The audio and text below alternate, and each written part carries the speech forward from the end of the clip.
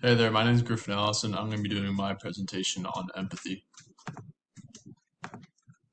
So first, why am I interested in this topic? I'm interested in this topic for a few reasons. First, because it is essential for building stronger relationships, and for me, that's very important. It will help you better understand someone on a deeper level by noticing the feelings of others. Also, it helps reduce conflicts by reducing the negative emotions, which normally leads to frustration or fear. So it's good to avoid that. Next, I'm going to be explaining what empathy is. According to Neural Health Alliance, neuroscientific research has revealed that empathy arises from a complex interplay of neural networks, neurotransmitters, and cognitive processes, all working together to create this deeply ingrained human experience. Now I have my findings.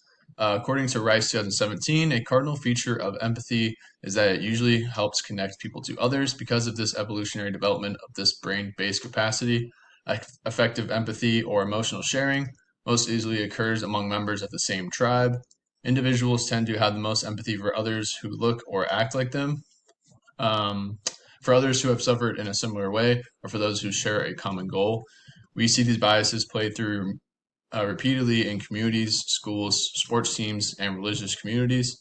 The truth of the matter is that empathy is not always an equal opportunity benefactor. People are evolutionary wired to recognize and respond to differences, and socially or culturally based perceptions can trigger subconscious fears that threaten emotional homeostasis.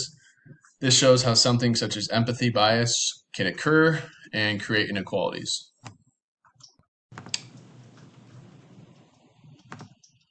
Next, I'm moving on to the list of statistics I have. First is nearly everyone, 95%, think of themselves as self-aware, but only 15% of people actually are. Next, leaders with empathy perform over 40% higher in employee engagement, decision making, and coaching, and I got that from social. Next, I'm going to list the different types of empathy. Empathy can be categorized in three different types. First is effective empathy. It refers to the ability to share another person's emotional state on a indistinctive level. It involves structures that are involuntary mirroring of another's emotions is often observed when witnessing someone in distress and feeling an instinctive emotional response. Two is cognitive empathy. This allows individuals to understand another's emotions and intentions without necessarily sharing them. And last is compassionate empathy, which combines both to act with concern. Now, on to what I've learned from the research I've done. There are three different types of empathy, and then 80% of people lie that they are self aware and empathetic. And lastly, the volume for empathy varies from one person to the next. And I included some ways to be more empathetic. First, practice mindfulness to build awareness. Two, be curious about other people's experiences.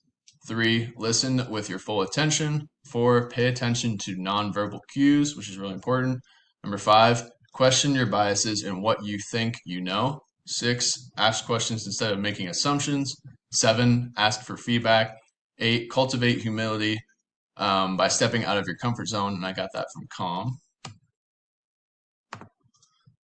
Now I have on to characteristics of empathetic people and non-empathetic people. First, empathetic people are emotionally intelligent, good at reading people, compassionate, good communicators, sensitive, strong intuition, and warm-hearted. Now, on to the characteristics of non-empathetic people. They are low emotional intelligence, they struggle to understand others, they're heartless, poor communicators, insensitive, poor intuition, and cold-hearted.